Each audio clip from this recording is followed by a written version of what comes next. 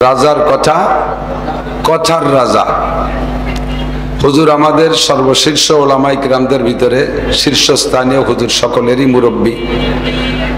আমি হুজুরের কাছে সরাসরি না পড়লেও হুজুর তখন গহরডাঙ্গা মাদ্রাসার শিক্ষা সচিব, আমরা তখন গহরডাঙ্গার ছাত্র। হুজুরের কাছে কিতাব ছিল না, তবে গহরডাঙ্গার মুহাদ্দিস হিসেবে হুজুর আমার উস্তাদ।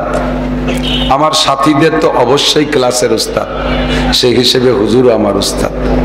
এত বড় মানুষের কথার পরে আর বলার মতো কিছু থাকে না, ঠোঁট জিহ্বা শুকায় আসতেছে ভয়তে।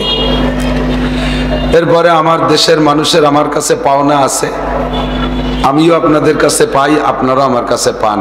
আল জার আহাক্কু বিসাকাবিহি, প্রতিবেশীর কাছে প্রতিবেশী বেশি হকদার। জমি বিক্রি করতে গেলেও দূরের একজনের কাছে বিক্রি করতে গেলে পাশের জমিওয়ালা যদি পিএমশন করে তাহলে দূরওয়ালা বাদ পড়ে যায়, পিএমশনওয়ালা পেয়ে যায় প্রতিবেশী হওয়ার কারণে। তা আমি এই গোপালগঞ্জের সন্তান, গ্রামে সুলতান শাহী থাকি, আর গ্রামের যত বাছাই করা মানুষগুলো সব চলে আইছে শহরে। আমিও যত পাবলিক আঙ্গাড়ি বাঙ্গাড়ি নিয়ে মোটামুটি গ্রামে একটা মাদ্রাসা করে থাকি।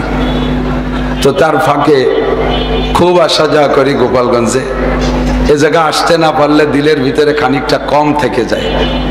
বাহিরের ওলামায়ে কেরামরা আসবে আর আমি গোপালগঞ্জের মানুষে আসবো না, এটা আমার জন্য খুব একটা অপমানই মনে হয়। একটু সুযোগ করে দিয়েছে যে কর্তৃপক্ষ, মোহতামিম সাহেব সহ আসাতেজায়ে কেরাম, আমি তাদেরকে আন্তরিকভাবে মোবারকবাদ জানাই, ধন্যবাদ জানাই আমাকে এই সুযোগটুক দেওয়ার জন্য। আর অবশেষে যারা বসে আছেন শেষ দোয়ার অপেক্ষায়, তাদের সকলকে আমি মোবারকবাদ জানাই। মুখতাসার কালাম, সময় বেশি নষ্ট করা যাবে না। আমাদের দৌড়দৌড়ি ব্যস্ততা অনেক বেশি, অনেকেই জানেন না বা অনেকে জানেন। ফায়াউমাম বিহাজওয়া ওয়ায়াউমাম বিল উকাইকি ওয়াবিল উজাইবি ইয়াওমান ওয়ায়াউমাম বিল খুলাইসা। মাত্র কয়েকদিনের ভিতরে কমপক্ষে 20 থেকে 22টা জেলা ঘুরে আসছি 4-5 দিনের ভিতরে। ডেলি 8টা-10টা জেলার পথে দৌড়দৌড়ি করা লাগে। শরীর স্বাস্থ্য একেবারে খারাপ হয়ে গেছি। দিনের দিন রাতের বেলায় আমাদের গ্রাম অঞ্চলে প্রবাদ ছিল আগে, এখন তো তা নেই। আগে ধান মাড়াই করতো, মলন মলে না, মলন ছিলেন তো, মলন তো রাতের বেলা গরু দিয়ে মলন মলে, দিনের বেলা আবার যদি সেই গরু দিয়ে হাল চষে তাহলে ও গরু বেশি দিন টেকে না। তা আমাদের অবস্থা হয়েছে সেই রকম, রাতভর মলন মলি, দিনভর হাল চষি, শত শত মাইল পথ দৌড়ানো লাগে। তো আল্লাহ পাক আপনাদের দোয়ার ওসিলায় বাঁচায় রেখেছে, অবশেষে বসতে পেরেছি। আমি আবারও শুকর আদায় করি, আলহামদুলিল্লাহ। মুখতাসার কথা, সংক্ষিপ্ত কথা, শিক্ষিত জনতা, শ্রোতা সখী সকলেই খুব কোয়ালিটি সম্পন্ন। জেলা সদরের শ্রোতা সবই শিক্ষিত বলে মনে হয়। গ্রাম অঞ্চলে চাউল খুদ, শিক্ষিত অশিক্ষিত মিক্সার থাকে, কথা বলে স্বাদ পাওয়া যায় না। মনে পারে চিন্তা করি যে কি বলবো, আর তা বুঝবে কি বুঝবে না। আর এখানে আর একটা চিন্তা, আল্লাহ যা বলবো তার চেয়ে যদি বেশি বুঝে ফেলায় তাতে আর এক বেকায়দা। তো কায়দা বেকায়দা নিয়েই সকলের দৃষ্টি আকর্ষণ করে আমি একটা কথা বলতে চাচ্ছি, সেটা হলো আল্লাহ পাক রব্বুল আলামিনের কতগুলো নাম আমাদের জানা আছে। আল্লাহ পাকের জাতি নাম একটা। জাতি নাম কয়টা? জাতি নাম, যেটা তার জাতি নাম। আমার একটা জাতি নাম নাসির আহমদ। আনুষঙ্গিক যেগুলো আমার সাথে লাগানো হয় সেগুলো সব সিফাতি নাম, আমার যোগ্যতা বলে সে নামগুলো দিয়ে থাকে। তো আল্লাহ পাক রব্বুল আলামিনের জাতি নাম আল্লাহ, একটু বলবেন। আর এমনই একটা নাম যে নামটা মহব্বতের সাথে উচ্চারণ করলে আল্লাহ তাআলা তাৎক্ষণিকভাবে 4000 নেকি দান করে থাকে। নামটা কি? আল্লাহ। বাকি আর কতগুলো নাম আমরা জানি? 99টা। কয়টা? হাদিসে আছে হুজুর আলাইহিস সালাম বলেন, মান আহসাহা দাখালাল জান্নাহ। এই ফ্যানটা বন্ধ করে দেন। যে ব্যক্তি এই 99টা নামকে গণনা করে, ইহসা মানে গণনা করা, মান আহসাহা, এই নামগুলো গণনা করে, কি মানে একটা একটা করে পড়ে, ইয়াদ করে, স্মরণ রাখে, দাখালাল জান্নাহ, ওই লোকটা বিনা হিসাবে জান্নাতি। এখন একজন হিন্দু, সে 99টা নাম মুখস্থ করলো, কলেমা পড়ে নাই, এই 99টা নামেই তাকে জান্নাতে নিতে পারবে না। শর্ত হলো সর্বপ্রথম আল্লাহকে সৃষ্টিকর্তা হিসেবে, খালেক হিসেবে, মালেক হিসেবে আল্লাহই একমাত্র উপাস্য, আল্লাহই একমাত্র মাবুদ, এই কথাটা কলেমা আকারে স্বীকার করে নিতে হবে অন্তর থেকে, লা ইলাহা ইল্লাল্লাহু মুহাম্মাদুর রাসূলুল্লাহ। কথা বলুন ঠিক কি না? বাকি যা করব সবগুলো আমল, সবগুলো আমল। আমল রাখার একটা বস্তা লাগে, সবকিছু রাখার বস্তা আছে না, আমল রাখারও বস্তা আছে। তো সব বস্তার ভিতরে মাল রাখতে হলে বস্তার নিচে একটা সেলাই দেয়া লাগে। সেলাই ছাড়া বস্তার ভিতরে ঢুকবেন, পরে বস্তার কান ধরে উঁচু করবেন, খালি বস্তা হাতে চলে আসবে, তল দিয়ে মাল শেষ, ঠিক না? তো বস্তার যেমন তলিতে সেলাই দিয়া মাল রাখলে মাল থাকে, তেমনি আমলের একটা বস্তা, এই বস্তার তলিতে একটা সেলাই দেয়া লাগে। সেই সেলাইটাই হলো বিশ্বাসের সাথে লা ইলাহা ইল্লাল্লাহু মুহাম্মাদুর রাসূলুল্লাহ। নইলে আমরাও যেমন আমল করি এরকম নেক আমল কিন্তু অমুসলমানরাও করে।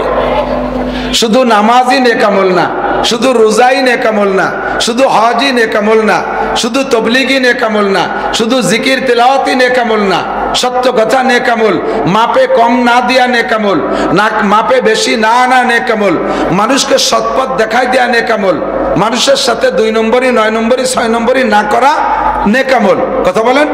আর এই গুণগুলো হিন্দুদের মধ্যে আছে না নাই? খ্রিস্টানদের আছে না নাই? আমি গিয়েছিলাম গত 6-7 বছর আগে একবার, এই জাতীয় সংসদ নির্বাচনের সময় মালয়েশিয়া। ওই সময় বাংলাদেশের 3-4 দিন সরকার একেবারে খুব কঠোরভাবে সব সভা সমিতি বন্ধ করে দিল, যে মাহফিল হবে না। মাহফিলের ভিতরে এসে ওলামায়ে কেরাম রাজনীতির আলোচনা করে, নেগেটিভ পজিটিভ বলে, কাজেই হুজুররা বাদ, মাহফিল হবে না। তো চিন্তা করলাম যে মাহফিল যখন বাংলাদেশে হবে না, এটা কিছু তো করিয়ে খাটিয়ে হবে, যে কয়দিন না হয় সে কয়দিন। আমাদের এই এলাকায় যখন কিষেনকে কাজ থাকতো না, সেই সময় কাশি কোদাল নিয়ে পশ্চিমে চলে যেত, মনে আছে? এই সাতক্ষীরা অঞ্চলে এই সময় কাজ থাকে না, ওরা আমাকে এই পাশের ইটভাটা এসে কাজ করে। তো চিন্তা করলাম যে বাংলাদেশের মাহফিল বন্ধ, তার সুযোগ পাইছি মালয়েশিয়া যাই। মালয়েশিয়া যাইয়া ওখান থেকে দূরে এক জায়গা সফরে গেলাম, অনেকদিন আগে ভুলে গেছি জায়গার নাম।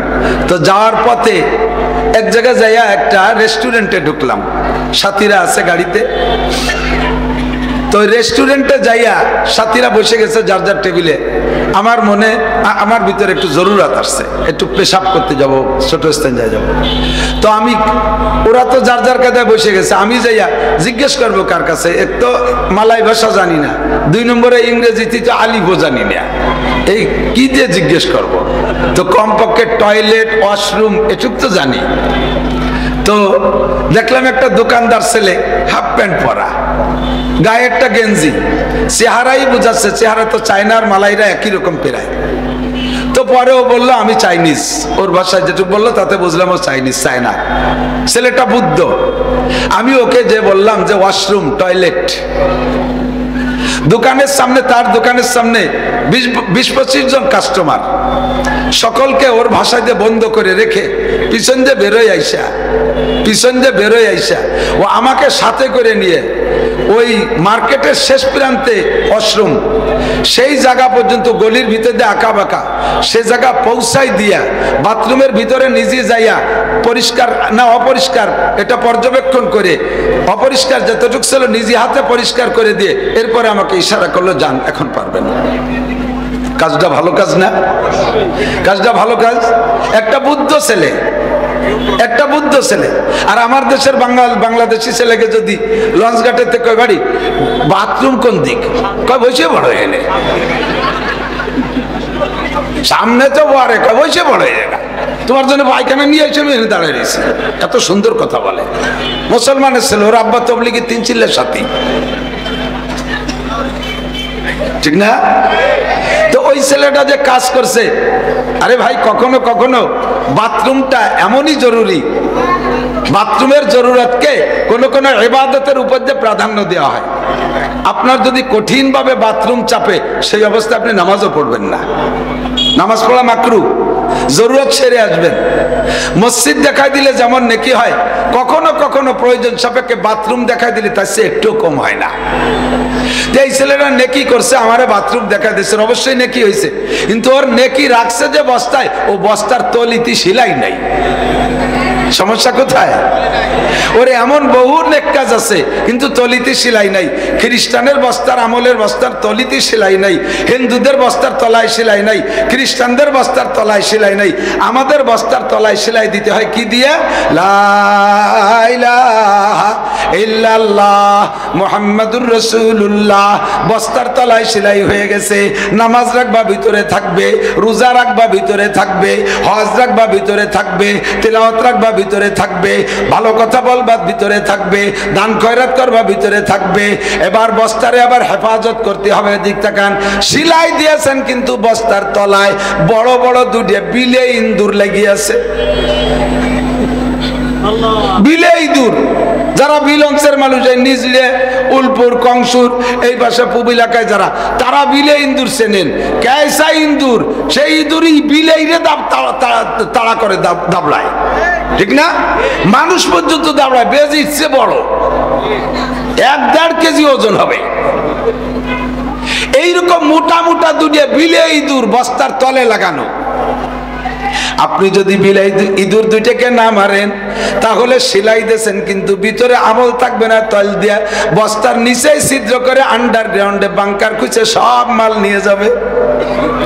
সেই দুইটা ইঁদুরের নাম, একটা হলো শিরিক আর একটা হলো কুফর। একটার নাম শিরিক আর একটার নাম কুফর। কথা বলেন?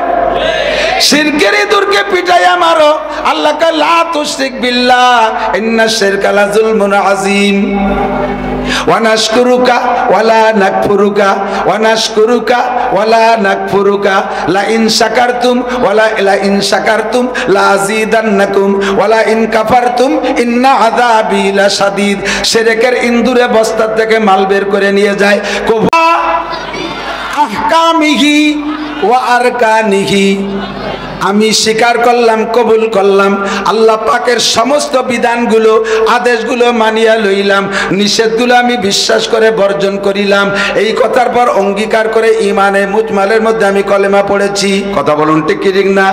এবার আল্লাহ পাক রব্বুল আলামিনের এই সিফাতি নাম, গুণগত নাম অসংখ্য। কি বলেন? কথা মনে বুঝতেছেন না আমার ভাবে? ঠিক, তাহলে একটু প্রশ্ন করলেন না যে আমরা তো জানি 99টা অসংখ্যা। কেন অসংখ্যা? এজন্য বলেছি, প্রশ্ন করার সময় নাই, প্রশ্ন উত্তর আমি বলে দেই। আল্লাহ পাকের গুণ অসংখ্যা। কেন? কারণ আমরা আল্লাহকে জানি আল্লাহ অসীম, আল্লাহ অসীম, আল্লাহ কোনো কিছুতে সীমাবদ্ধ না। আল্লাহর গুণ যদি বলি 99টা, তাহলে আল্লাহ মাত্র 99টা গুণের মধ্যে সীমাবদ্ধ হয়ে যায়। অথচ আল্লাহ কোনো কিছুতে সসীম না, আল্লাহ কোনো কিছুতে সীমাবদ্ধ না। কাজেই আল্লাহর গুণও অসীম, অসংখ্য গুণ। তবে আমাদের সামনে আল্লাহ পাক ব্যক্ত করেছে 99টা গুণ। এই 99টা গুণগত নাম আমরা জানি। 99টা গুণগত নামের ভিতরে আমার মনে হয় আল্লাহ পাক সবচাইতে বেশি পছন্দ করেছেন একটা নাম। এটা তো আল্লাহর জাতি নাম। গুণগত নামের মধ্যে একটা নাম সবচেয়ে বেশি প্রিয়। আপনার কি মনে হয় ওই নামটা কোনটা? আল্লাহর একটা নাম রহমান, আল্লাহর একটা নাম রহিম, আল্লাহর এক নাম রজ্জাক, আল্লাহর এক নাম খালেক, আল্লাহর এক নাম মালিক, আল্লাহর এক নাম গফফার, আল্লাহর এক নাম গফুর, আল্লাহর এক নাম, এমন করে বহুত নাম আছে। আল্লাহ পাক রব্বুল আলামিনের এই 99টা নামের ভিতরে আপনার কি জানা আছে জানি না, আল্লাহর সবচেয়ে বেশি প্রিয় একটা নাম, ওই নামটা হলো রব। কি নাম? সবচেয়ে বেশি প্রিয় নাম রব। আমরা এখন দুনিয়ায় আছি, দুনিয়া আমরা মানুষ বডি হিসাবে আছি। আমার এই বডিটার নাম কিন্তু মানুষ না। ভালো করে বোঝেন, আমার এই বডিটার নাম মানুষ না। মানুষ আলাদা একটা জিনিস, সেইটা আমার ভিতরে কাজ করে, সেইটার নাম রূহ। কথা বলেন ঠিক কি ঠিক না? আপনার আব্বা অসুস্থ, ঢাকা পাঠাইছেন চিকিৎসায়, ঢাকা পিজি হাসপাতালে আব্বা ইন্তেকাল করেছে, বাড়ি খবর চলে আসছে, মাইকিং হয়েছে, সকাল 9টায় জানাজা হবে। আল্লাহু আকবার। এবার আপনার বাড়ি যারা আছে, আপনার আরো ভাইরা আছে, বাড়ি যারা আছে, স্থানীয় সবাই যাইয়া বাড়ি আপনার যে ভাই আছে তারে কি জিজ্ঞাসা করে, আপনার আব্বা কি ঢাকা থেকে আসছে? কি বলে লাশ কি ঢাকার থেকে আসছে? কতক্ষণ ঠিক না? লাশ ঢাকার থেকে আসছে। আরে লাশ ঢাকার থেকে আসছে, আসবে যে লাশ সে লাশ তো তার বাপ, কিন্তু মরার পরে আর আব্বা কয় না। তোমার আব্বা কি ঢাকার থেকে আসছে, তোমার কাকা কি ঢাকার থেকে আসছে, তোমার দাদা কি ঢাকার থেকে আসছে, লাশ কি ঢাকার থেকে আসছে জিজ্ঞাসা করে। এই কথা ঠিক না? কি না থাকার কারণে বলেন তো? রুহুটা না থাকার কারণে। কি না থাকার কারণে? রুহুটা না থাকার কারণে। কাজে এই বডির নাম মানুষ না, অরিজিনাল মানুষ হলো রুহুটা। কিয়ামত পর্যন্ত যত রুহু দুনিয়ায় আসবে, আসবেই আসবে। আল্লাহর রাসূল বলেন মা মিন নাসামাতিন কায়নাতিন ইল্লা ওয়াহিয়া কায়নাতুন। আল্লাহ পাক রূহের জগতে যত রূহ বানাইছে সমস্ত রূহকে আল্লাহ তাআলা দুনিয়ায় পাঠাবেন। যাকে আল্লাহ তাআলা দুনিয়ায় পাঠানোর সিদ্ধান্ত নিয়েছে তাকে পাঠাই ছাড়বে। তুমি যত প্রযুক্তি ব্যবহার করো না কেন, যত প্রযুক্তি ব্যবহার করো না কেন, কোন প্রযুক্তি দিয়ে ওই আগমনকারী রূহকে ঠেকাইতে পারবে না। আল্লাহ যারে পাঠাবে তারে পাঠাইই ছাড়বে। বোঝেন নাই কি কইছি? ইব্রাহিম আলাইহিস সালামকে আসতে জন্য নমরুদ ঠেকানোর যত চেষ্টা সব চালাইছে, আল্লাহ তারে পাঠাই ছাড়ছে। ইব্রাহিমকে নমরুদ ঠেকাইতে পারে নাই। কতক্ষণ ঠিক না? মুসা নবীরে আসতে ঠেকানোর জন্য ফিরাউন সকল প্রচেষ্টা লাগাইছে। তৎকালীন বাদ কন্ট্রোল ব্যবস্থা যা করা দরকার সবই ফিরাউন আর নমরুদ করেছে, কিন্তু ঠেকাইতে পারে নাই। এখনো পর্যন্ত বর্তমান প্রযুক্তির যুগে যত প্রকার প্রযুক্তি আপনি ব্যবহার করেন, যেই রুহুটাকে আল্লাহ পাঠানোর সিদ্ধান্ত নিয়েছে ওই রুহুটা দুনিয়ায় পাঠাই ছাড়বে। যেদিন আসবে সেদিন প্রযুক্তির কিছু আপনার বাড়ি থাকবে না, আপনার কোনো প্রোটেক্ট ব্যবস্থা থাকবে না, ওর ফাঁকে আল্লাহ পাঠাইই ছাড়বে। সব রুহুকে আল্লাহ তাআলা ময়দানে আলমে আরওয়াহের ভিতরে বসাইয়া ওই জায়গা আল্লাহ তাআলা জিজ্ঞাসা করেছিলেন। ও জায়গা আল্লাহ তাআলা একটা মস্ক করাইছে, জিজ্ঞাসা করাইছে আলাস্তু বিরব্বিকুম। কি জিজ্ঞাসা করছে? একটু মনে রাখতে হবে, জানা কথা সামনে এর সাথে আনুষঙ্গিক আসবে, সেইটার অপেক্ষা করেন।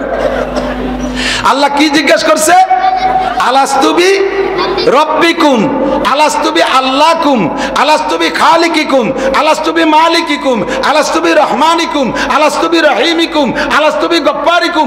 99টা নামের আর একটা নাম আল্লাহ তাআলা জিজ্ঞেস করে নাই। আল্লাহ তাআলা ওখানে তার জাতি নামও জিজ্ঞেস করে নাই। আমি কি তোমাদের আল্লাহ না? আমি কি তোমাদের রহমান না? আমি কি তোমাদের রহিম না? এ কথা আল্লাহ জিজ্ঞেস করে নাই। জিজ্ঞেস করেছে কি? আমি কি তোমাদের রব নই? এর দ্বারা বোঝা যায় সর্বপ্রথম ওই দিন বসাইয়া এই নামটাই জিজ্ঞেস করেছেন, আমি কি তোমাদের রব নই? কারণ দুনিয়ায় যাইয়া রহমান, রহিম, গফফার এ বহুত পাওয়া যাবে, কিন্তু রব একমাত্র আল্লাহ ছাড়া কেউ হতে পারে? রব আল্লাহ ছাড়া কেউ হতে পারে? এজন্য আল্লাহ পাকের রবটা পছন্দ হয়েছে। জিজ্ঞেস করছে আমি কি তোমাদের রব নই? ওখানে রুহের কাছে জিজ্ঞেস করছে রব। আবার দুনিয়ায় এসে কিছুদিন থাকার পরে আমরা সবাই মারা যাব। কবরে যাওয়ার পরে সকলে তো কবরে যাবে না, কেউ আগুনি পুড়ে মারা যাচ্ছে, কেউ বোমায় শেষ হয়ে যাচ্ছে, কেউ পানিতে ডুবে মারা যাচ্ছে, কেউ রে বাঘে খেয়ে ফেলাচ্ছে, এমন করে কেউ বিভিন্ন জায়গায় পড়ে মরে যাচ্ছে, কবর নসিব হচ্ছে না। তাহলে জিজ্ঞাসা হবে কার কাছে? আলমে বরজাক একটা জগৎ আছে, ওই জগতে রুহের কাছে জিজ্ঞেস করা হবে। সে সময় বডি থাকবে না, সে সময় রুহের কাছে জিজ্ঞেস করা হবে। কবরে যাওয়ার পরে কি জিজ্ঞেস করা হবে? মার রব্বুকা। আর জানেন না কি জিজ্ঞেস করবে? মার রব্বুকা, তোমার রব কে? ও জায়গা রুহের কাছে জিজ্ঞেস করছে তোমার রব কে? আমি কি তোমাদের রব নই? আবার কবরে যাওয়ার পরে বডির থেকে রুহ যখন আলাদা হয়ে যাবে তখনও জিজ্ঞাসা করা হবে কি? তোমার রব কে? বোঝা যায় আল্লাহ পাক এই রব শব্দটাকে খুব পছন্দ করেছেন। ও জায়গা আমরা যখন বলেছিলাম কালু বালা, সকলে বলছে, মনে আছে নাকি? মনে আছে? আল্লাহ আলাস্তু বিরব্বিকুম জিজ্ঞাসা করেছিল, মনে আছে? কার কার মনে আছে? কিছু বোঝে না, কি মনে আছে? আপনার ভাষা কিটা ছিল? কোন মনে আছে? বলতে ভাষা কিটা ছিল? আপনার আব্বা। কে মনে নাই? তবে মনে নাই বলে যে আমি ছিলাম না তা না, আমরা সকলে মায়ের পেটে ছিলাম কি না? মনে আছে কার? কে মনে আছে? তবে ছিলাম যে এর মধ্যে কোনো সন্দেহ আছে না? আমার মনে নাই যে আমি মার পেটে ছিলাম না আব্বার পেটে ছিলাম, এ কর কাজে আছে। ও দুজনের কের পেটে আমি কলা গাছ ফুড়িয়ে বেরিয়েছি। মায়ের পেটে ছিলাম, এর মধ্যে সন্দেহ নাই, তবে আমার মনে নাই। রুহের জগতে ছিলাম, অবশ্যই ছিলাম, সন্দেহ নাই, তবে আমার মনে নাই। কতক্ষণ ঠিক না? আল্লাহু আকবার। তো দোস্ত, আল্লাহ পাক রব্বুল আলামিন ওই আলাস্তু বিরব্বিকুমের স্বীকৃতি নিয়া, সকলের স্বীকারোক্তি নিয়ার সাথে সাথে আল্লাহ তাআলা কলমকে বললেন, উক্তুব হাদাল কালাম, কলম তুমি এই কথাটা লিখে ফেলো। কলমে একটা কাগজে লিখে ফেলেছে আমাদের সকলের। ওখানে আবার স্বাধীনতা দিয়েছিল আল্লাহ তাআলা। আল্লাহ তাআলা বলেন নাই যে সবাই বলতেছে বলে তুমিও বলবা, তা না। তোমার যদি মতের খিলাফ হয়, তোমার যদি বুঝিয়ে দেন না তুমি আল্লাহ, তোমারে আল্লাহ বলে মানি, কিন্তু রব হওয়ার যোগ্যতা তোমার নাই, এদিক দিয়ে আমি খুব একটা লাইক করি না, তাহলে তুমি ঠিক আছে সেটা অস্বীকার করো, কোনো মারামারি নাই। লাইক রবের দিন, ধর্মের ব্যাপারে, দাওয়াতের ব্যাপারে কোনো জবরদস্তি নাই। ফামান শাআ ফালইউমিন ওমান শাআ ফালইয়াকফুর। তোমার মনে চাই স্বীকার করো, মনে না চাই স্বীকার করো না। গতানুগতিক বলা লাগবে না। সকলে বুঝে শুনে জবাব দিয়েছিলাম, বালা জি আপনি আমাদের রব। আপনারা কি মনে রব কে? আরো জোরে কে? দুনিয়ার কোন রাজা বাদশাহ? গোপালগঞ্জের জনতা ভালো করে বুঝবেন, 100% ইয়াকিন রাখবেন, লা তুশরিক বিল্লাহ, রব আল্লাহই, বাঁচায় আল্লাহ, মারে আল্লাহ, খাওয়ায় আল্লাহ, পড়ায় আল্লাহ, অল এভরিথিং পরিবেশন করে আল্লাহ। আমাকে আমলিগও করে না, বিএনপিও করে না, রাজনৈতিক কোনো দল করে না, নেতারা আমারে কিচ্ছু করতে পারে না, আমারে বাঁচায় মারে কে? ইয়াকিন তৈরি করেন, মুশরিক হয়ে যাচ্ছি আমরা। এরা চলে গেলে মরে যাব, ওরা আসলে মরে যাব, এরা চলে গেলে মরে যাব, ওরা আসলে বেঁচে থাকবো, এই সমস্ত ফাও কথা সম্পূর্ণ বাদ। বাঁচায় আমাকে আল্লাহ, রব আমার কে? ইয়াকিন তৈরি করেন, ভিতরে ইয়াকিনটা বসান। আল্লাহ পাক রব্বুল আলামিন এই রবের স্বীকারোক্তি নিয়ে কলম রেখেছে, লেখো। কলমে লেখছে একটা কাগজে। লিখার পরে আল্লাহ বলছেন, হাজা আমানাতুক ফি আদিক, এটা তোমার হাতে আমানত, এটা তুমি রেখে দাও। অন্য কোনো ফেরেশতা না। কলমের লেখার পরে একজন ফেরেশতার দায়িত্ব দিয়েছে, এটা তুমি হেফাজত করে রাখবা। কতদিন? কয় যে কিয়ামতের মাঠে লাগবে। এতদিন তা রাখবো কোন জায়গা? কয় রাখো এক জায়গা। কয় আল্লাহ স্টিলের আলমারি নাই, আয়রন সেপ নাই, সিন্দুক মিন্দুক কিছু নাই, একটা ডেস্ক বক্স নাই, থবো কোন জায়গা? একটা টিরাং মিরাং নাই, রাখো। তোমার তো আর কোনো কাম নাই, নামাজ নাই, রোজা নাই, হজ নাই, জাকাত নাই, তবলিগ নাই, সরমুনাই নাই, আমলিগ নাই, বিএনপি নাই, ইরি নাই, বড় নাই, তোমার কোনো কাম কাজ কিছু নাই, ব্যবসা নাই, বাণিজ্য নাই, খালি এখন কাগজ বয়ে নিয়ে বেড়াবা, তাতে তোমার এত সিন্ধু ব্যাগসের দরকার কি? তো ফেরেশতা চিন্তা করলেন যে হাতে রাখলে এবার ময়লা টলা হয়ে যেতে পারে, একটা তাবিজ বানায় বইটা গিলিয়ে খেয়ে বেলাই দিছে। আমার তো আর পেশাব পায়খানা হয় না যে ওইটাতে বেরোয় যাবে, কাজে পেটে থাক, যেদিন লাগে উগরায় বেরোয় দেবো। যখনই এই ফেরেশতা কাগজটা মুড়ায় খেয়ে ফেলাইছে, এখন আর ফেরেশতা বডি নাই, ওটা একটা জমাট বাঁধা শক্ত সাদা পাথর হয়ে গেছে। তবে পাথরটা মূলে ফেরেশতা, একেবারে ধবধবে সাদা। উলামায়ে কেরাম জানে, মিশকাত শরীফের ভিতরে আসছে, এই পাথরটা দুনিয়া আসার পরে এখন তার স্থান হয়েছে কাবা ঘরের কোনায়, দরজার আগে। হ্যাঁ, কাবা ঘরের কোনায়, দরজার আগে, এই জায়গায় কোনার ভিতরে সেই পাথরটার নাম তার কালো পাথর। হুজুর আলাইহিস সালাম বলেন, কানাল হাজারুল আসওয়াদ হাজারান আবিয়াজা যা আমিনাল জান্নাহ। এই হাজারে আসওয়াদ কালো পাথর, এইটা শুরুতে ছিল সাদা, এখন এটা কালো হয়ে গেছে, আসছে জান্নাত থেকে। কন্যা সুবহানাল্লাহ।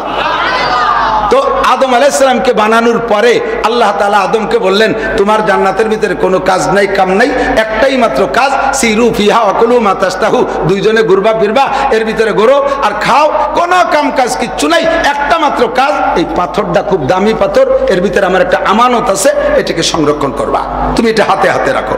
ছোট্ট পাথর।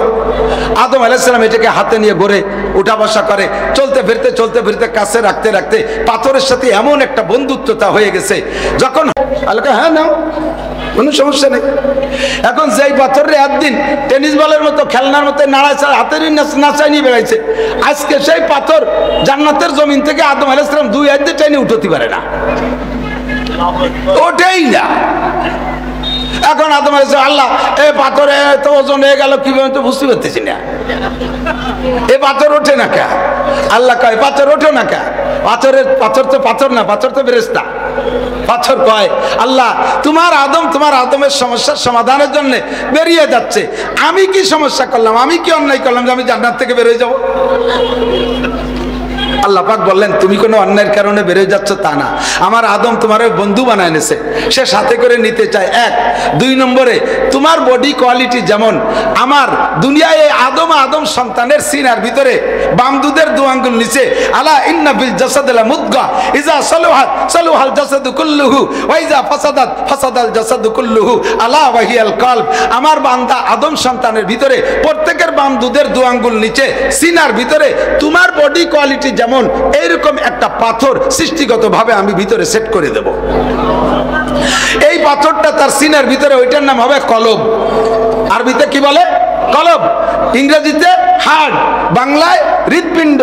এই কলবটা ভিতরে থাকবে, ওইটা তুমি যেমন সাদা, তার সিনার ভিতরে ওই পাথরটা যেমন সাদা থাকবে, একেবারে নিট অ্যান্ড ক্লিন, পরিষ্কার পরিচ্ছন্ন। বান্দা যখন দুনিয়ায় যাবে একটা গুনাহ করবে, তার ওই কলবের পর একটা দাগ পড়বে, আর একটা গুনাহ করবে, আর একটা দাগ পড়বে। এমন করে গুনাহ করতে করতে সুদের গুনাহ, ঘুষের গুনাহ, মদের গুনাহ, গাজার গুনাহ, এবার গুনাহ, ফেন্সিডিলের গুনাহ, টোন মারা গুনাহ, মন মারা গুনাহ, মিথ্যে কথার গুনাহ, জিনার গুনাহ, হাজার হাজার গুনায় ওর ওই পাথরটা কালো মিচমিচে হয়ে যাবে। এবার তোমার দুনিয়ায় জায়গা হবে অন্য কোনো জায়গা না, আমেরিকার হোয়াইট হাউস না, ভারতের সংসদ ভবন না, বাংলাদেশের সংসদ ভবন না, তোমার জায়গা হবে দুনিয়ায় যাইয়া কাবা ঘরের ভিতরে। আর আমার বান্দারা, এই গুনাহগার বান্দারা সারা দুনিয়া থেকে ইয়াতুকা রিজালান ওয়া আলা কুল্লি দামিরি ইয়াতিনা মিন কুল্লি ফাজ্জিন আমিক, আমার সারা পৃথিবীতে থেকে এই গুনাহগার বান্দাগুলো যার যার এই কালো পাথরটা নিয়ে তোমার কাছে আসবে, আর তোমার গায়ে চুমো খাবে। চুমো খাওয়ার সঙ্গে সঙ্গে তার কলবের দাগগুলো তোমার গায়ে লাইগা তুমি একদিন কালো হয়ে যাবা, আর তোমার গায়ে স্পর্শ করার কারণে আমার বান্দার সিনের ভিতরের ওই কালো পাথরটা সাদা করে নিয়ে বেগুনা মাসুম হয়ে বাড়ির দিকে ফিরে যাবে। আমার বান্দার এই উপকারটুক হবে তুমি দুনিয়ায় গেলে। এখন বলো যাবা কিনা? আল্লাহ যদি আমার দ্বারা এত বড় খেদমত হয় তাহলে আমি যাব।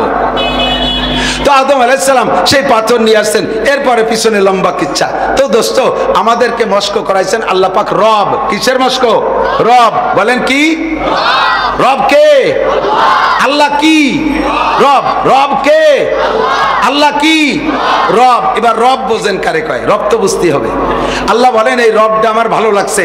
রব কি? এদিক এদিক। রব হলেন এনি ম্যান এভরিবডি, শুধু মানুষ না, সমস্ত প্রাণীর যার যখন যা দরকার, বোঝে নাই, যার যখন যা দরকার, ব্যক্তি পার্থক্যে যাকে যেমন যা দরকার তাই পরিবেশন করতে পারেন যিনি, তিনি হতে পারে একমাত্র। ঠিক কিনা? মুরগির বাচ্চা ডিম ইত্তে বেরোইয়া 3 মাস দুধ খায় না খুদ খায়? মুরগির বাচ্চা ডিম ইত্তে বেরোয় কি খায়? দুধ খায় না 3 মাস, পরে খুদ ধরে, আগেই খুদ খায়। ঠিক না?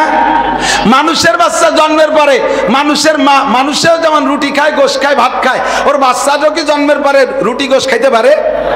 শায়ের বলে তেফলেরা গর না দিহি বর যায় শির, তেফলে মিসকিনরা আজানান মুর্দাগির, চার পারা কদরে তাকাত পারে নে বর জয়ীফা কদরে হিম্মত কারে নে, মুর্গা কে আজ বাইজা বেরু আয়ে দো রুজি তলবাদ আদমি জাদা নদারদ খেরা দো আকলো তুমি। আল্লাহু আকবার। আরে মানুষের বাচ্চা জন্মের পরে 2 বছর পর্যন্ত দুধ খায়, ওর দুধের ব্যবস্থা আল্লাহ পাক রব্বুল আলামিন করে দিয়েছে। সব আব্বা মা ফিডার কিনতে পারবে না, সব আব্বা মা ডানো কিনতে পারবে না, সব আব্বা মা স্টারশিপ কিনতে পারবে না, আরে ফ্লাক্স ফিডারের ব্যবস্থা সবাই করতে পারবে না। জন্মসূত্রে আল্লাহ পাক প্রত্যেকটা মায়ের স্তনে 2টা ফ্লাক্স ফিডার দিয়ে দিয়েছে।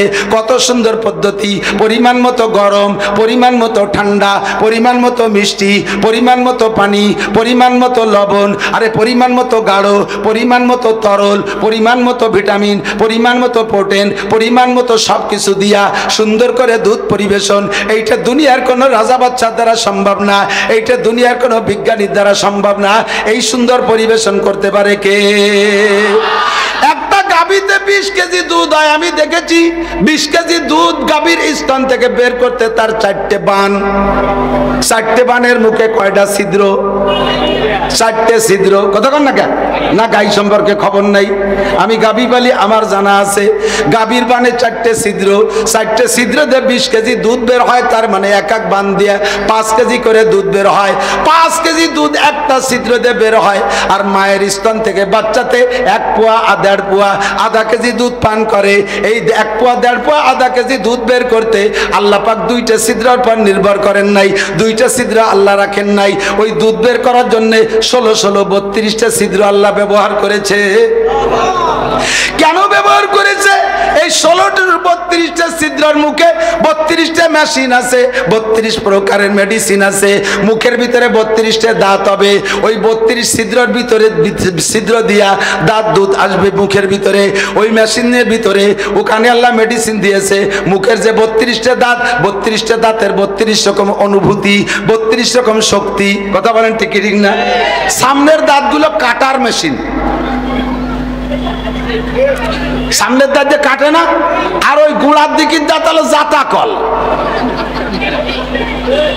সামনের দাঁত দিয়ে কুচকুচ হয়ে কাটা যায়, কিন্তু চাবানোর মজা কি পাওয়া যায়? পিছনে পাঠাই দিতে হবে। ওই জাতাকল যে শেষ, এর জন্য নামও রাখছে সর্বন্ধন্ত, ঠিক না? ওই দাঁতের যেই শক্তি এই দাঁতের সেই শক্তি না, ওই দাঁতের যে অনুভূতি সামনের দাঁতের এই অনুভূতি না।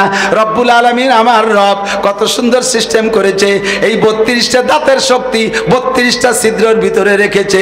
তাই মায়ের স্তন থেকে যারা দুধ পান করে নিয়মিত 2 বছর যারা পান করে, তাদের দাঁত শক্ত হয়, তাদের চক্ষু ভালো হয়, তাদের মেধা ভালো হয়, তাদের হার্ট ভালো হয়, তাদের বাল্ব ভালো হয়, তাদের লাংস ভালো হয়, তাদের পিত্ত ভালো হয়, তাদের পাকস্থলী ভালো হয়। পাক্কা 2টা বছর 2.5 বছর যদি মায়ের দুধ পান করে, আল্লাহর রহমতে গলার কণ্ঠ ভালো হয়, গলায় আওয়াজ বেশি হয়। এদানিং কালে দেখেন, এই আমার সত্যি কথা কন, মুরব্বীরা একটু সাক্ষী দেন, এমন তো হবে না, তা মাইক হয়ে গেছে সব জায়গা। মুরব্বীরা বলেন, আজ থেকে 40 বছর 50 বছর আগের মানুষ যারা আজান দিত মসজিদে, মাইক ছিল না, খালি মুখে আজান দিত, 1.5 মাইল দূর থেকে হাউত করে শব্দ শোনা যেত, ঠিক না? আর এখন ভিডার খাওয়া পার্টি আজান দেয় না, কেন কেন কান দিয়ে টের পাওয়া যায় না, মাইকে দিলেও তো আওয়াজ হয় না। মায়ের খাইছো কোথায়? মায়ের দুধ খাও নাই, বিদেশি মার দুধ খাইছো বোতল ভরা, মায়ের খাইছো সে জায়গা। আগের মানুষ মায়ের দুধ খাইছে 70 80 90 বছর পর্যন্ত বিনা চশমায় কোরআন শরীফ পড়ে, আছে না নাই কথা কন? আছে। আর এখন তাও বিদেশি মার দুধ, ফ্রান্সের মার দুধ, ইটালি মার দুধ, অস্ট্রেলিয়া মার দুধ, ইন্ডিয়ান মার দুধ, আরে আরেভেল মার দুধ, এই সমস্ত মায়ের দুধ খাও, ওর ভিতরে কিচ্ছু নাই। খাওয়ার পরে 7 8 10 বছরে পোলাপানের চোখের পাওয়ার শেষ, 1200 পাওয়ারের চশমা না দিলে পায়খানার দরজা খুঁজে পায় না, যে আনি সেন মারি দেয়।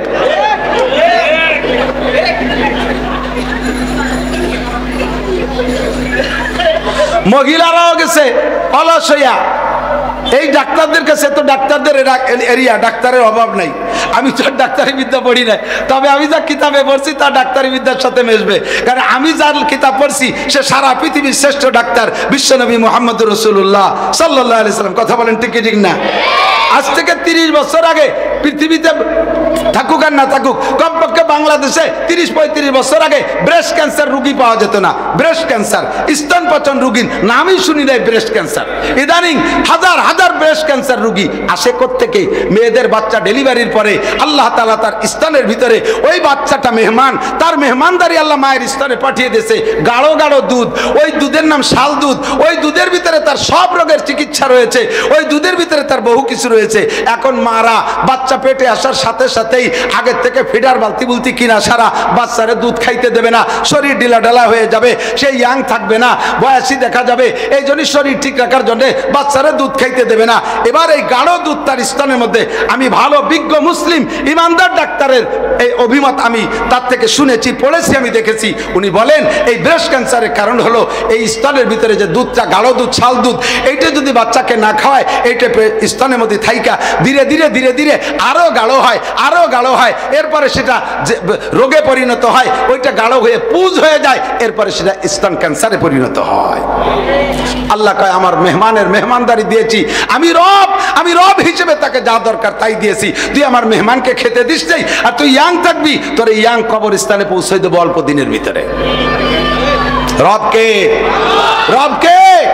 আল্লাহ কি আল্লাহ আমার রব, ঠিক কি না? এখানে যত শ্রেণীর মানুষ আছেন, এই গোপালগঞ্জে অত শ্রেণীর আসবাব আছে। গতকালকে আমি আসার পথে ঢাকা মুন্সিগঞ্জে একটু এক জায়গায় চা খেতে বসছি, বসে আমার চোখের সামনে পড়ে গেল পাকিস্তানি বাসমতি চাউল, 300 টাকা কেজি। আমার তৌফিক আছে 300 টাকা দামের কেজি চাউল কিনে নিয়ে আসছি। আর একটা লোক সারাদিন ধরে ভ্যান চালাইয়া 300 টাকা কামাই করছে, ও কি বাসমতি চাউল কিনার সাহস করবে? শিল্পপতি কোটিপতি গোপালগঞ্জের বড় লোক যারা আছেন, আপনারা 2200-2500 টাকা দামের খেজুর কিনে খাতে পারবেন।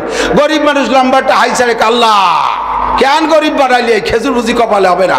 কোনো চিন্তা করো না, ওই দোকানে 150 টাকা দামের খেজুর আছে, কিনে নিয়ে যাও।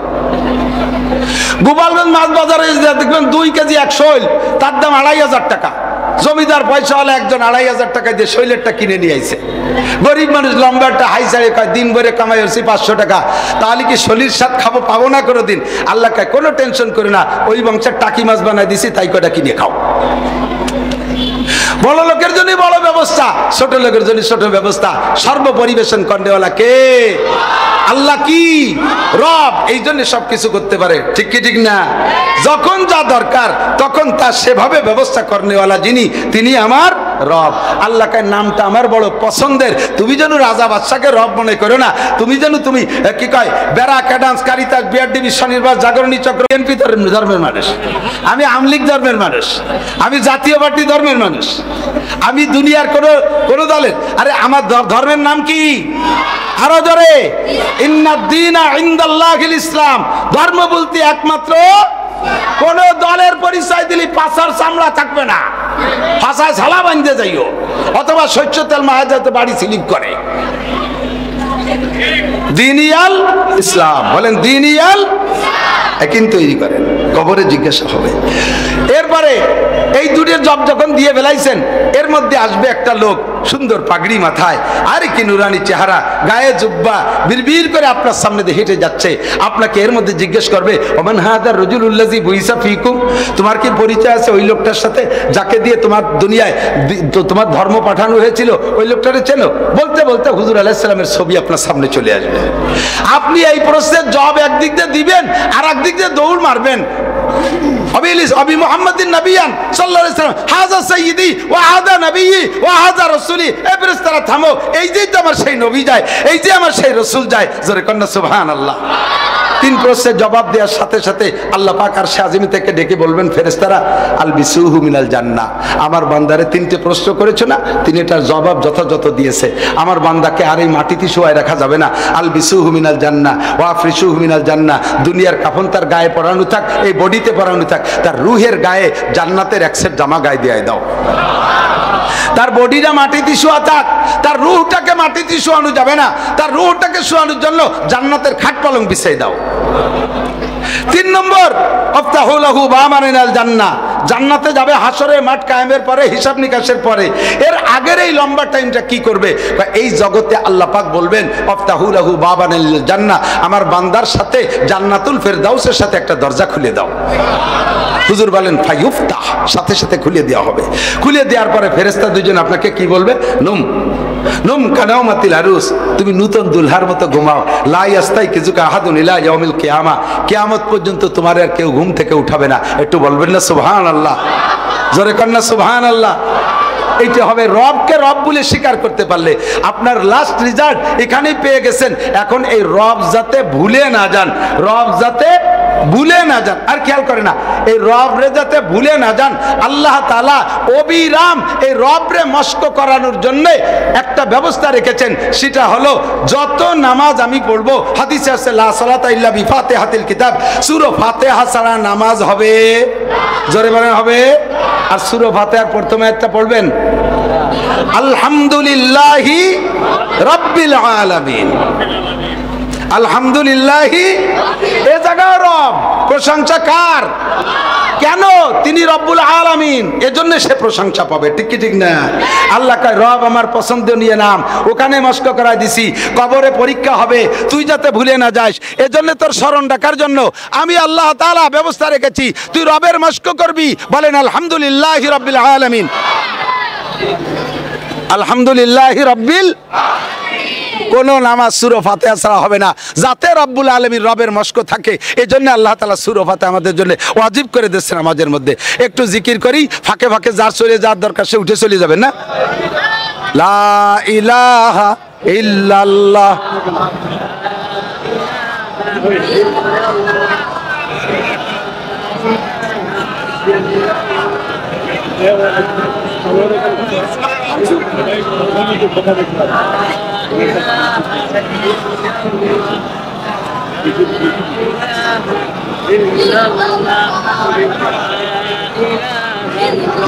জেনারেটর নাই।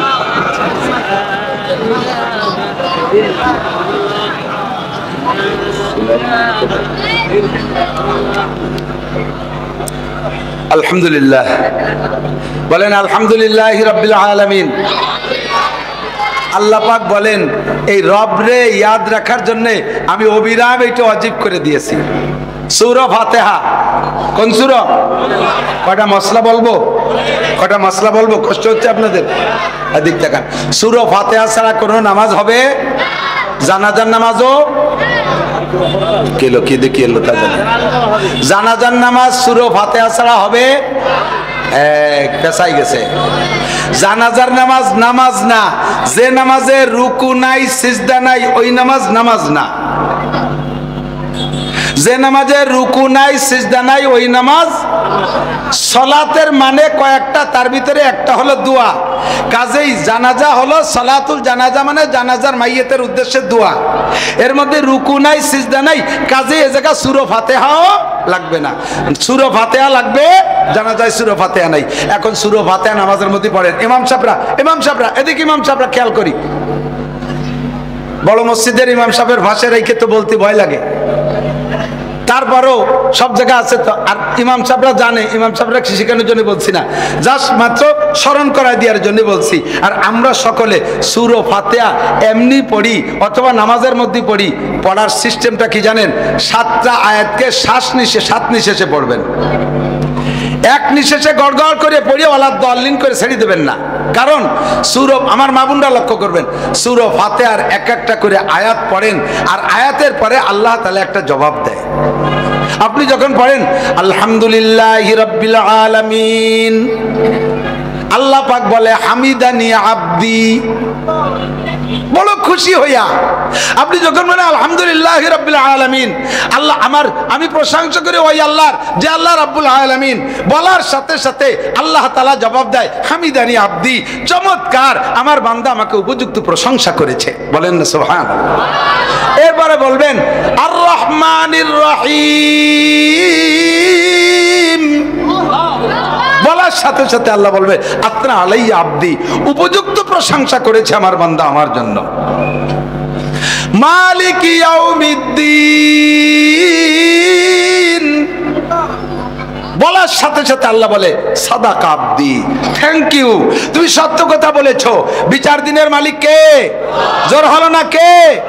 দুনিয়ার কোন রাজা বাদশাহ, বাংলাদেশ হাইকোর্টের বিচারপতি, সুপ্রিম কোর্টের প্রধান বিচারপতি, বিশ্ব কোন বিচারপতি, বিচার দিনের মালিক কে?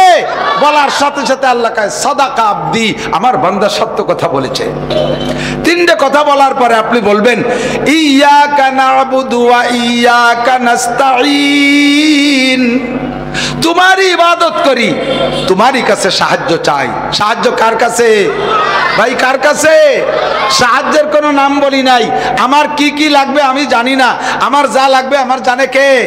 আমার আল্লাহ। এদিক তাকান, একটা মেশিন কিনে নিয়ে আসছেন, একটা মেশিন কিনে নিয়ে আসছেন, মেশিনের ছোট্ট একটা পার্টস লুজ হয়ে গেছে, একটা নাট লুজ হয়ে গেছে, অথবা একটা চিকন পার্টস ক্ষয় গেছে, দেখবেন যে মেশিনের মূল শব্দ নাই, গ্যার গ্যার গ্যার গ্যার শব্দ হচ্ছে, অথবা বন্ধ হয়ে গেছে। এখন মেশিনের কোন পার্টসটার দুর্বলতার কারণে মেশিনের এই সমস্যা হচ্ছে, এটা কি মেশিনে বোঝে? এটা কে বোঝে? মিস্ত্রি বোঝে, আর মেশিন বানানোওয়ালা বোঝে। ঠিক কি ঠিক না? আমি একটা মেশিন, আমার কি দরকার, আমার এখন এই অসুবিধা, ওই অসুবিধা, এই সব অসুবিধা আমি জানি না। এক বাক্যে আল্লাহকে বলে দিছি ওয়া ইয়াকা নাস্তাঈন, আমার যা যা দরকার সব তোমারই কাছে চাই। এই আয়াতের ভিতরে দুইটি অংশ, একটা হলো ইয়াকা নাবুদু, আল্লাহ তোমারই ইবাদত করি। ইবাদত কার? কতক্ষণ কার? লা তুশরিক বিল্লাহ ওয়ালা ইউশরিক বিইবাদাতি রাব্বি আহাদা।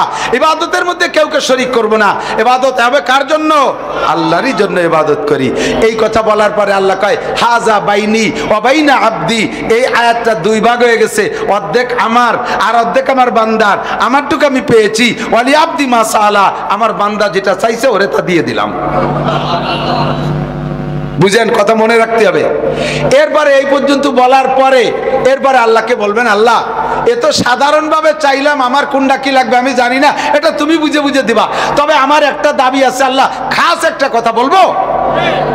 আল্লাহ আপনার কাছে আমি জিজ্ঞেস করছি না, আল্লাহরে করতেছি আর কি। আল্লাহরে বলবো, আল্লাহ আমার খাস একটা দাবি বলবো। আল্লাহকে বলো তাড়াতাড়ি, এখনই তো বলার সময়। নামাজ হলো বান্দার আল্লাহর মাঝে গল্প করার জায়গা, এটা চাওয়া পাওয়ার জায়গা। তুমি বলো তোমার কি লাগবে। আমি বলে দিছি ইহদিনাস সিরাতাল মুস্তাকিম। আল্লাহ এই বাংলাদেশে বসে দেখি রাস্তার অভাব নাই, রাস্তার অভাব নাই। ঢাকা যাবো, ঢাকা যাওয়ার রাস্তার অভাব নাই। জান্নাতে যাব, রাস্তার অভাব নাই। যেই আছে সে আমারে রাস্তা দেখায়। আমলিগ, বিএনপি, জামাত, জাতীয় পার্টি, আটরশি, চন্দ্রপাড়া, মানিকগঞ্জ, সুরেশ্বর, ভোজেশ্বর, ইনায়তপুর, বাহাদুরপুর, শরিয়তপুর, মাদারীপুর, ফরিদপুর, তবলিগ, সরমুনাই, ইতাআতি, ওয়াজাহাতি, কাদিয়ানি, আহলে হাদিস, আহলে কোরআন, হিজবুত তাওহীদ, এ যে কি পরিমাণ জ্বালাই খাচ্ছে। আল্লাহ এর ভিতরে সঠিক রাস্তা কোনটা তুমি দেখায় দাও। যে মৌলবী স্টেজে আসে মনে করি যে তারটাই ঠিক। এখন আমিও সঠিক রাস্তা বুঝে উঠতে পারতেছি না। তুমি না দেখালে আমি হারাই যাব, তুমি না দেখালে আমি হারাই যাব। ইহদিনাস সিরাতাল মুস্তাকিম, যে রাস্তা দিয়ে গেলে আমি জান্নাতে যেতে পারবো, রাস্তাটা তুমি দেখায় দাও। তবে আল্লাহ তোমার কাছে আরেকটা অনুরোধ বলবো। আল্লাহর কাছে বলতেছি, আল্লাহকে বলো তাড়াতাড়ি বলো। মেহেরবানি করে গায়রিল মাগদুবি আলাইহিম ওয়ালা দাল্লিন, ইহুদিদের রাস্তা, নাসারাদের রাস্তা, অভিশপ্তদের রাস্তা, পথভ্রষ্টদের রাস্তা, এই দুইটা রাস্তায় তুমি আমাকে চালাবা না। ইহুদিদের অনুসরণ যেন আমি না করি, নাসারাদের অনুসরণ যেন না করি। এই কথাগুলো বলার পরে আল্লাহ কয় ওয়ালি আবদি মা সাআলা, তুমি যা চেয়েছো সব তোমাকে দিয়ে দিলাম। এবার এই জায়গায় একটু কথা শুনে নেন। আপনি দোয়া করছেন আল্লাহর কাছে, আল্লাহ ইহুদ নাসারাদের রাস্তায় যেন আমি না চলি। আল্লাহ আপনার দোয়াটা কবুল করলেন, অথচ আপনি হেঁটে দেখেন, আপনি দেখেন আপনি ইহুদিদের রাস্তায় চলতেছেন।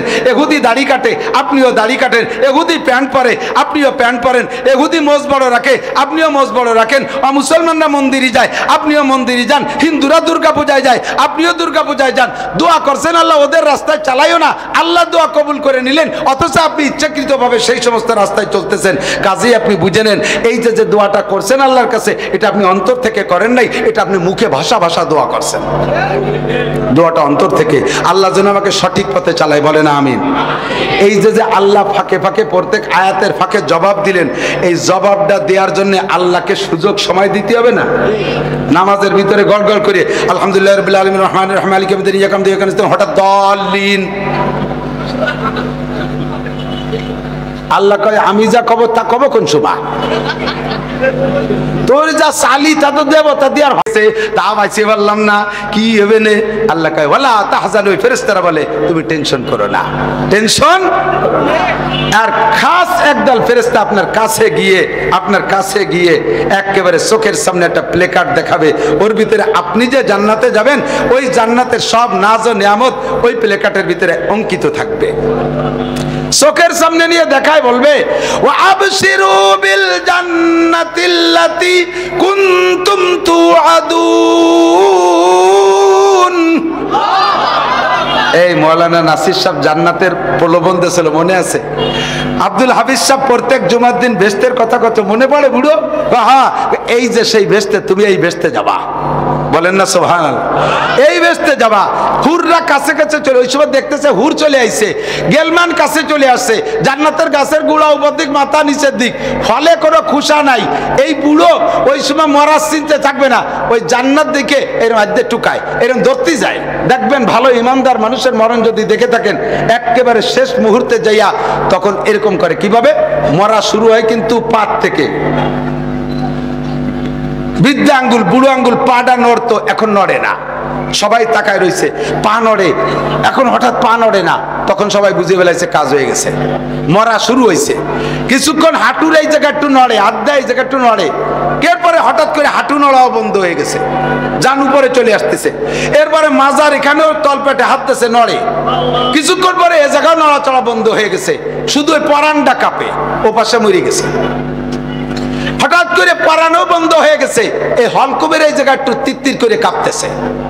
এই সময় লোকটারে দেখবেন এরকম করে, এরকম করে, এরকম করে। এরকম করার কি মানে জানেন? ওই জান্নাত দেখতেছে হাতের মাথায়, উনি ধরতে যায়, হুর ধরবে, গেলমান ধরবে, ফল ধরবে, আমরা মনে করি অন্য কিছু, উনি জান্নাত দেখে ফেলাইছে। এরকম করে হঠাৎ করে এই জান্নাতের ধান্দার মধ্যে রয়েছে, এটা ধরে উড়া ধরে, এর ফাঁক দিয়ে কোন ফাঁকে আজরাইল জান বের করে নিয়ে গেছে, বুড়োটা টেরও পাই নাই। অনায়াসে জানটা বেরোয়, এভাবে মুখের কাছে হাত আনছে, জানটা বেরোয় আসছে। জান যখন বেরোয় আসছে, এবার মাথার কাছে একটা সবুজ কাপড়, ওর ভিতরে আজরাইল ইসলাম হাতটা ঝাড়া দেবে, হাতটা পাতলা হয়ে যাবে। এবার ওই 500 ফেরেশতা এই জানটা নিয়ে যাবে। তো ওই সময় জানকে রূহকে বলে, তোমার কোনো ভয় নাই, তোমার কোনো টেনশন নাই, তুমি সব ফেলে একা চলে যাচ্ছ? না না না, নাহনু আউলিয়াউকুম ফিল হায়াতিদ দুনিয়া ওয়া ফিল আখিরাহ। আমরা এই 500 তোমার দুনিয়ার বন্ধু ছিলাম, মরার পরও জান্নাতে যাওয়া পর্যন্ত আমরা তোমার সাথে থাকবো, আমরা তোমার সাথে থাকবো। বলেন সুবহানাল্লাহ। এরপরে কয় ওয়ালাকুম ফিহা মা তাশতাহি আনফুসুকুম ওয়ালাকুম ফিহা মা তাদাউন। বেহেশতে যাওয়ার পরে মুখে যা বলবা তাও পাবা, মনে যা ভাববা তাও পাবা। এই বিবরণ দিতে আমার 3-4 ঘন্টা লাগবে। এরপরে লাস্টে একটা পুরস্কার, সেইটা বলে আমি শেষ করে দেব। সেটা হলো দিকে দিকে দিক আল্লাহ পাক বলেন নুজুলাম মিন গফুরির রহিম। কোন কথার পর বলেন তো? আল্লাহকে রব বলে স্বীকার করেছেন, বলেন আল্লাহকে রব বলে। রবকে এই কথার পর অটাল থেকে মরণটা যদি এমন পান, আল্লাহ পাক বলেন কিয়ামতে জান্নাতের ভিতরে একটা পার্কে সমস্ত জান্নাতীদেরকে নিয়ে আল্লাহ পাক রব্বুল আলামিন একটা মাহফিল করবে। ওই মাহফিলের ভিতরে দাউদ আলাইহিস সালামকে দিয়ে সূরা তাহা তিলাওয়াত করে শোনাবে, হযরত নবী আলাইহিস সালামকে দিয়ে সূরা ইয়াসিন তিলাওয়াত করে শোনাবে। এরপরে স্বয়ং আল্লাহ পাক নিজেই সূরা আর রহমান তিলাওয়াত করে শোনাবে। মাহফিল শেষ হয়ে যাওয়ার পরে সমস্ত জান্নাতীরা বলবে, আল্লাহ তিলাওয়াত তো শোনা শেষ, এখন জান্নাতে যাই। আল্লাহ কয় না, মাহফিলের শেষে একটু তবারক হতে হবে, মাহফিলের শেষে একটু তবারক হবে। এই তবারক দেওয়ার জন্য আপনাদের প্রত্যেকের সামনে জান্নাতি পরিবেশকরা আসবে। তারা কারা? গেলমানরা আসবে পানি পুনি ইত্যাদি নিয়ে, আর এক একজনের সামনে 72 জন করে জান্নাতি হুর 2টা ট্রের ভিতরে 1020 প্রকারের আইটেমের খাবার নিয়ে আপনার সামনে এনে বসায় দেবে। আপনাকে আল্লাহ বলবেন কুলু খাও, কুলু খাও। আপনি বলবেন না খাবো না। কে খাবা না?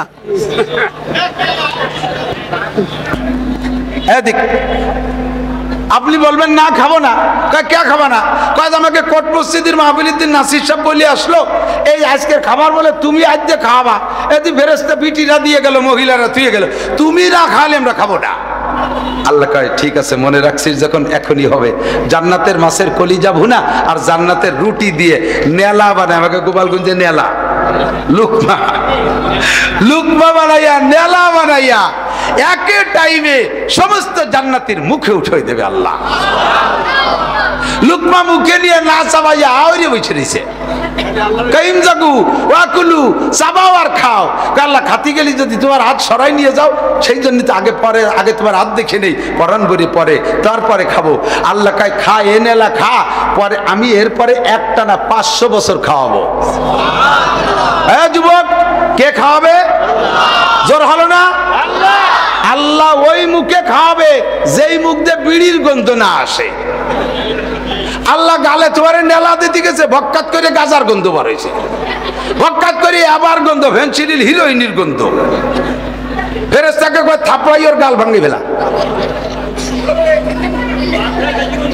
আল্লাহর হাতের খানা খাইতে হলে মুখ কান্ডে মেসাক করে পরিষ্কার করতে হবে। কি করিয়া? কতক্ষণ কি করিয়া? কি মেসাক? নিমির মেসাক? নো, তওবার মেসাক। আস্তাগফিরুল্লাহ। তওবার মেসাক দিয়ে দাঁত মাজো। গাজা খাবো না, বলেন গাজা খাবো না, ইয়াবা খাবো না, বিড়ি খাবো না, সুদ খাবো না, ঘুষ খাবো না, চুরা টাকা খাবো না, মারা টাকা খাবো না, কোনো প্রকার হারাম খাবো না, টোন মেরে খাবো না, মন মেরে খাবো না, ব্রিজ মেরে খাবো না, কালবান মেরে খাবো না, ফ্যাসিলিটি বিল্ডিং মেরে খাবো না, কারেন্টের খাম্বা তার গিলে খেয়ে ফেলবো না, করোনা ভাতা মেরে খাবো না। কথা কেন না কেন? এই সমস্ত নাপাক হারাম খাইয়া মুখরে নাপাক করব। আল্লাহ পাক বলেন তাহলে তোমাকে 500 বছর আমি হাত খাওয়াবো। এই 500 বছর শেষ হয়ে যাওয়ার পরে এখন কয় যে আল্লাহ আবার কবে খাবো? আল্লাহ পাক বলবেন আতিকুম কুল্লা ইয়াউমিল জুমআ, প্রত্যেক শুক্রবারে তোমাদের সাথে আমার দেখা হবে। কন্যা সুবহানাল্লাহ। আল্লাহ এবার কয় কি ফামান কানা ইয়ারজু লিকা রাব্বিহি, ওই দিন যদি আমার সাথে সাক্ষাৎ করতে চাও, ওই দিন যদি আমার সাথে সাক্ষাৎ করতে চাও, ফালইয়ামাল আমালান সালিহা, নেকামল যা আছে সব খুঁটে খুঁটে করো, নেকামল যা আছে সব খুঁটে খুঁটে করো। ওয়ালা ইউশরিক বিইবাদাতি রাব্বিহি আহাদা, আর কোন ইবাদত করার ব্যাপারে আল্লাহর সাথে কেউরে শরীক করবে না। ইবাদত হবে কেমন? ওয়ামা উমিরু ইল্লা লিয়াবুদুল্লাহ মুখলিসিনা লাহুদ্দিন। নামাজ পড়বো কার জন্য? রোজা হবে কার জন্য? দান খয়রাত কার জন্য? আমাদের এখানে দান খয়রাত যদি আমি বলি, এই যে বিল্ডিং এর কাজ হচ্ছে গত বছর শুরু হয়ে দিয়ে গেছিলাম মাহফিলি, আল্লাহর রহমতে কয়তলা পর্যন্ত হয়েছে? 6 তলা ছাদ হয়ে গেছে। আরে আমি 6 মাস আগে 7 মাস আগে আমার মসজিদের কয়টা খুঁটি গাড়ছি, তা দাঁড়ায় রয়েছে, তার একটু ইট দেন, তার ছাদ দিতে পারতেছি না। এত মানুষ ভালোবাসে আমার মাদ্রাসা, একটা টাকা কেউ দেয় না, ভালো খালি মুহি মুহি বাসে। আর গতবার এই জায়গা কয়ে গেছে 6 তলা ছাদ হয়ে গেছে, বডিতে ইট বাকি রয়েছে, প্লাস্টার টাইলস বাকি রয়েছে। গোপালগঞ্জের মানুষ, রাজধানীর মানুষ, আমাদের দলীয় সরকার হেরে গেছে, তার কারণে তো আর আমরা দিন ধর্ম ছেড়ে দিতে পারি না। কথা বলেন পারি না? কি কথা বলেন? পারি না। আমাদের দিন ধর্ম আমরা চালাই নেব। এ বড় বিপদে আছে, এদিক তাকান। আমার গোপালগঞ্জের গ্রামের যারা থাকে তারা এখান থেকে খবরটা পৌঁছে দিয়ে, মহা বিপদে আছে আমরা গোপালগঞ্জের হুজুররা। বিপদ কি জানেন? বাড়ির দায়িত্বে সবই তো গোপালগঞ্জে সব আমলিক, 95% ধরি, 95% থাকলে থাকতে পারে দিক দিক, 95% আমলিক। আমার গোপালগঞ্জের বিলাইতিও যদি ডাকে, বিলাইতা তো তার সুরি ডাকে, বিলাইতি মেও মেরে শোনা যায় যেন নৌকো নৌকো এরকম শোনা যায়। গোপালগঞ্জের বিলাইটাও নৌকো করে। এখন আমরা এই যে সরকারের ঝামেলার পরে আমরা গোপালগঞ্জের হুজুররা পড়ছে আলাদা ঝামেলায়, স্থানীয় পাবলিক কেউ আমাদেরকে বিশ্বাস করে না। সকলে মনে করে গোপালগঞ্জের হুজুররাও অন্য জায়গার হুজুরদের সাথে সরকার বিরোধী করে, কাজে আমাদের সবকিছু ব্রেক বন্ধ করে দিয়েছে। আবার বাহিরে যদি যাই, বাহিরের লোকে মনে করে যে গোপালগঞ্জে কোনো নবী রসুল আসলে সে আমলিক ছাড়া করে না। সেদিন গেছি আমি বগুড়া মাহফিলি সোনাতলা, যাইয়ে দেখি আমার নামের নিচে গোপালগঞ্জ লেখা ছিল, ওইটা ফুলুর দিয়ে মুছে দিছে, গোপালগঞ্জ চোখ মুছে দিছে। খুব কষ্ট পাইলাম। দোস্ত, আল্লাহ পাক রব্বুল আলামিন ধর্মীয় প্রতিষ্ঠান বাঁচায় রাখবে, আমরা সাথে থাকবো। রাজি আছি না ইনশাআল্লাহ? এই যা কিছু করব নামের জন্য 100 বস্তা সিমেন্ট দিয়ে যদি মারহাবা না কয় তাহলে আর কোনোদিন দেব না, এরকম নাকি স্বভাব? মাদ্রাসায় কিছু দিলে এর থেকে আমি নামের জন্য যদি আমার প্রশংসা করুক, আমার নামটা মাইকি বলুক, ইত্যাদি করুক, এরকম লোভ করাটাই হলো শিরিক ফেলে ইবাদত। আমি যাহা করব মাদ্রাসা মসজিদ ধর্মের কাজ সবগুলো হবে কার জন্য? আল্লাহ কয় তাহলে আমার সাথে দেখা হবে। এই মাদ্রাসার এই বিল্ডিংটা এভাবে থেকে যাবে। গোপালগঞ্জের এত পয়সাওয়ালারা, ব্যবসায়ী আছেন, বাণিজ্যিক আছেন, চাকরিজীবী আছেন, সকলে সম্মিলিতভাবে যার নিজস্ব একটা বাড়ি করছেন, 5 তলা 7 তলা, কত বড় বড় বিল্ডিং করছেন। আর আমরা সবাই মিলে যদি মাদ্রাসার এই বিল্ডিংটার বাকি কাজে হাত দেই, ইনশাআল্লাহ 2 মাসের ভিতরে কাজ কমপ্লিট করা সম্ভব। কথা বলেন ঠিক ঠিক না? তো এই কাজের জন্য লাগবে ইট লাগবে, সিমেন্ট লাগবে, বালু লাগবে, টাইলস লাগবে। মোহাব্বতের সাথে কোন এক আল্লাহর বান্দা কি বলবেন, ইনশাআল্লাহ আল্লাহ আমাকে যা দিয়েছে আমি ইখলাসের সাথে জান্নাতের আশায় 100 বস্তা সিমেন্ট এই মাদ্রাসার বিল্ডিং এর জন্য দেব। 100 বস্তা সিমেন্ট, তার জন্য প্রাণ খুলে দোয়া। যেই লোকটা এই মুহূর্তে আটা দেবে, বুঝবে যে ওই লোকটা ইসরাইল আর নেতানিয়াহুর দলের লোক। একান্ত পেশাবাসী এক আঙ্গুল দেখাবেন, আমি বসবো 100 বস্তা সিমেন্ট। 100 বস্তা সিমেন্ট দিয়ে আপনি পেশাব করার মধ্যে শুয়ে থাকবেন, আপনার ডাইয়ে উঠবো না। মোহাব্বতের সাথে আব্বা আমার রুহের মাগফিরাত, নিজের পরকালে সদকায় জারিয়ার জন্য এ ঘরের ভিতরে যতদিন কোরআনে কারিমের তেলাওয়াত হবে, হাদিসের তেলাওয়াত হবে, আল্লাহর কসম আপনি কবরে শুয়ে শুয়ে পাবেন। মোহাব্বতের সাথে একজন পয়সাওয়ালা বা হিম্মত বলে ফেলবেন আমি 100 বস্তা সিমেন্ট দেবো। ও পয়সাওয়ালারা কত টাকা কতভাবে কামাই করছেন, সব টাকার হিসাবও নাই, কত টাকা চলে গেছে, সামনে যা কামাই করবেন তাও থাকবে না। একজন মানুষ মোহাব্বতের সাথে হিম্মতের সাথে বলবেন আলাইসা মিনকুম রজুলুর রশিদ, 100 বস্তা সিমেন্ট দেনেওয়ালা। আমি গোপালগঞ্জের ভিতরে সর্বপ্রথম 100 বস্তার নিচে বলতে লজ্জা পাচ্ছি, বহুত জায়গা দেখে আসছি এসে বেশি বেশি কালেকশন হয়। আমি গত রাত্রে একটা মাহফিল করে আসছি ঢাকা